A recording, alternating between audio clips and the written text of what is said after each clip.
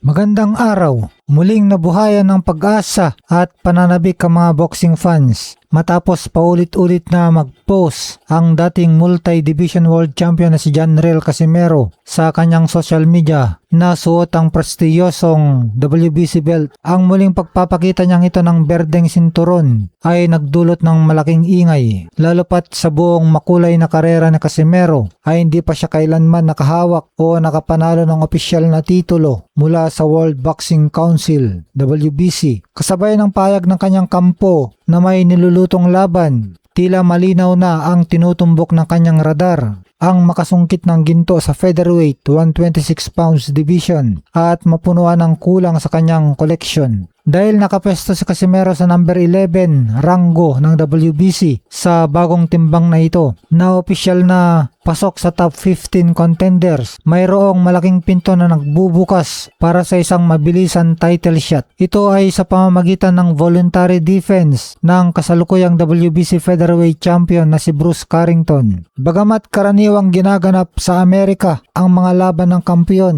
hayagang inihayag ni Carrington sa mga nakaraang panayam na pangarap niyang makaranas na lumaban sa Japan. Una sanang target ng Amerikanong kampiyon ang monster ng boxing na si Naoya Inoue. Ngunit dahil abala pa ito sa pagdomina sa mas mababang timbang 122 pounds, si Casimero ang lumalabas na pinakaswak at pinakamaingay na alternatibo. Lalong naging mainit ang pangalan ni Casimero sa radar ng mga kampiyon dahil na rin sa kanyang pinakauling kahangangang tagumpay. Kakapanalo lang ng Pinoy boksingero kontra sa kilala, elite at top-rated fighter na si Luis Nery. Isang laban kung saan ipinamalas ni Casimero ang kanyang natatanging lakas matapos pabagsakin si Nery ng 6 na beses at tapusin ang laban sa loob lamang ng 4 na round. Dahil nakabase sa Japan ang kanilang promosyon, napakalaki ng bentahe ng promoter ni Casimero na si Koki Kameda ng 3150 Promotions na maikasa ang mega fight na ito sa Tokyo o Osaka. Kayang-kaya ng kampo ni Kameda na maglatag ng malaking pondo at premyo upang maakit sa Carrington na lumipad patungong Japan para sa isang voluntaryong pagdepensa ng kanyang titulo.